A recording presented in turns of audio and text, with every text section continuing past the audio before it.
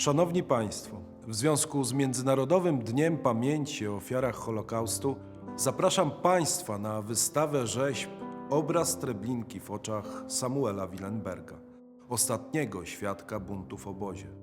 Eksponaty, które Instytut Pamięci Narodowej ponad 2 lata temu sprowadził z Izraela do Polski, dzięki zaufaniu, którym obdarzyła nas pani Ada Krystyna Willenberg, wdowa po artyście, można było oglądać w 12 lokalizacjach na terenie całego kraju. Obecnie pokazujemy je ponownie w przystanku Historia Instytutu Pamięci Narodowej w Warszawie oraz w Centralnym Muzeum Jeńców Wojennych w Opolu. 15 rzeźb przedstawia codzienność życia w obozowym piekle oraz heroiczny zryw więźniów.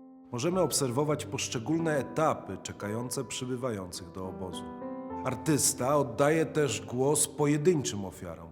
To m.in. żegnająca się z życiem młodziutka Ruth Dorfman, czy wystrojeni przez Niemców w groteskowe muchy muzycy przedwojennej orkiestry Artura Golda.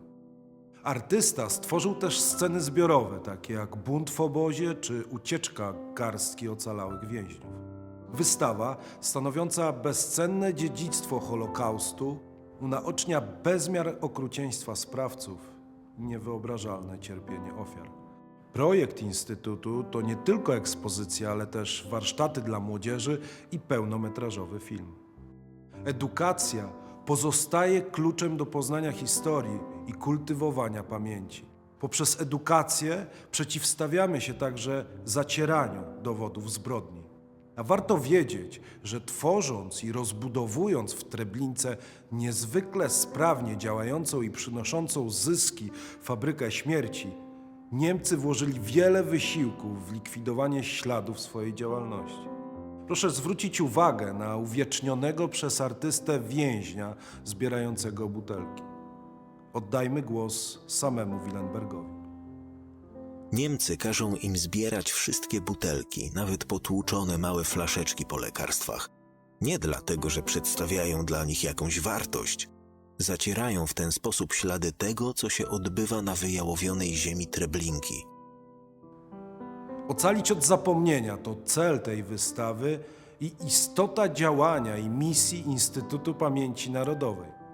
Nawiązując do ostatniego eksponatu, mam dla Państwa jeszcze jedną ważną informację. 27 stycznia Instytut Pamięci Narodowej przekaże do Muzeum Treblinka, byłego niemieckiego obozu zagłady i obozu pracy, te i wiele innych wyjątkowych przedmiotów odnalezionych w toku śledztwa prowadzonego przez prokuratorów Instytutu. Wśród odkrytych artefaktów jest m.in. łyżka, niezbędnik, należąca do jednego z więźniów oraz pamiątkowy medalik.